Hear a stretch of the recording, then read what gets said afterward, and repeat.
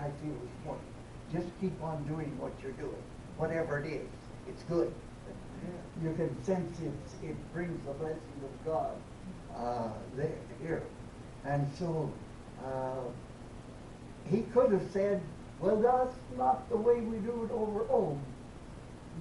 You ever hear that? Over home. You ever hear that? Yes. He could have preached. He could have preached. He could have said a lot of things. But he'd have probably done more harm than good. So he went off and got Paul then, by that time, and brought him down to help him teach the people and instruct them. It reminds me of the Welsh Revival. Everybody's heard of the Welsh Revival, I guess. And in the Welsh Revival, it just, well, in 10 months, 100,000 Yes. people came to the Lord. Amen. In 10 months.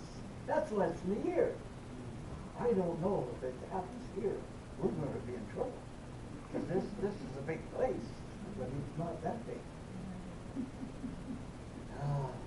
And so there was some great divines in England, and sincere men, good pastors, and they decided they would head down to Wales. Maybe they could use some help. Maybe it could be helpful down there. And so down they went.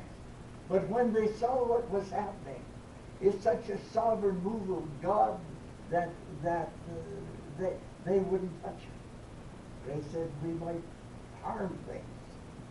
This is beyond us. This is just such a tremendous move of God. And so they went back home. Didn't do a thing. Didn't even tell anybody they were there. I think that's wonderful. Now these were capable men. They weren't novices. They were the best. They were the best of the best. And that's what happened. And it can happen here. Yes, It can happen here. And so if we don't fit in, if we're not flowing with the Spirit and with what God's doing, then don't disrupt what is. Don't condemn it because you don't understand it.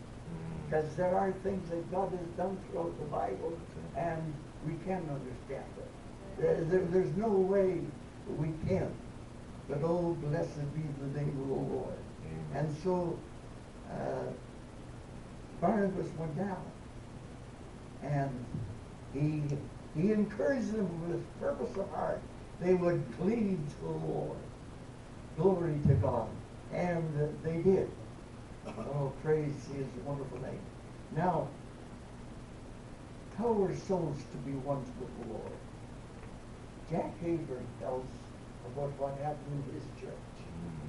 He's been there for years and years. He did have a spell when he was away. It's true. But he says, he told us one time that he probably hasn't preached any more than a dozen sermons on salvation since he went there. Isn't that something? You wonder, Lord, how would he manage?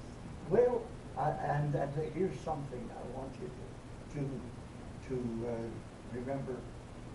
The people won them to the Lord. Yes. The people won them to the Lord through the week.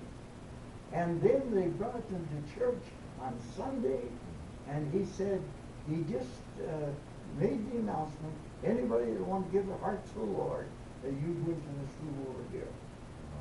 And he said there was an average of 200 souls saved a week. Wow. Wow. Isn't that something? Boy, that's the way I feel the gospel should be spread. That's it. Some people spend many thousands of dollars to put on special services and don't get any comfort. That's it. None. And here they are, they haven't spent any money. And as we read, they went everywhere preaching the gospel when there became difficulties in Jerusalem. And multitudes of souls came to Jesus. So in other words, be soul winners. Be soul winners. Set your heart and mind on somebody and pray for them all weekend. Talk to them about Jesus. Win them to yourself and then win them to the Lord. And things will happen. And in the early church, they were going from house to house. They weren't putting on huge campaigns of many thousands of people, and putting on extravagant preparations. It was just so simple. And what was happening here in the verse in Acts 11, that was some of the people, just the ordinary people. It wasn't the apostles. It wasn't the apostles. They stayed in Jerusalem. But the ones, all except the apostles, they left. The ordinary saints like you and I. And they went everywhere preaching the gospel. The Lord working with them and confirming His word with signs following. I believe that's the way. We don't, all this indebtedness, all this extravagance is a lot of nonsense. It doesn't take much to invite your neighbor over for a cup of coffee.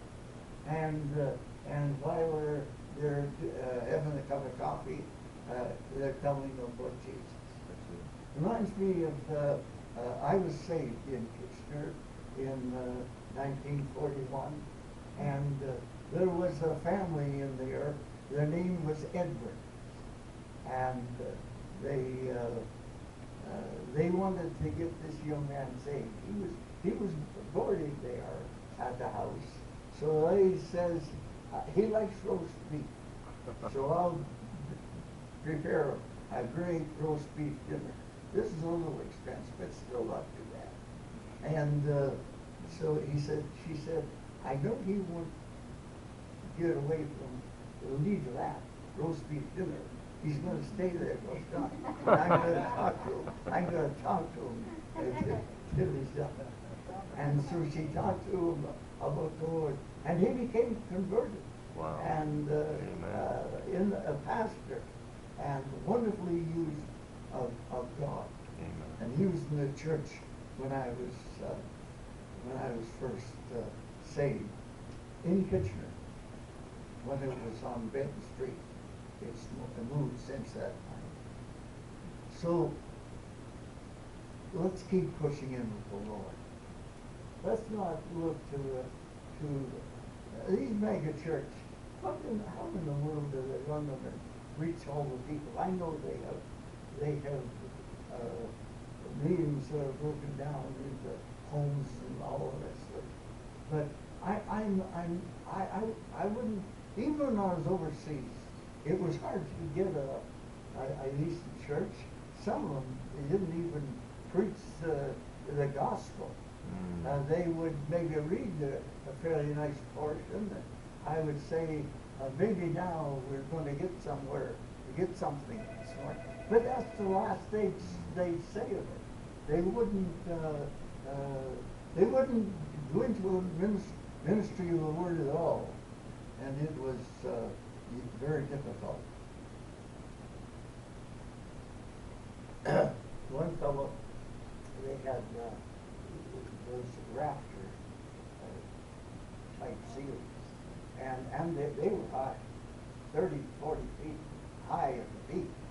And this one minister, he never looked at the congregation.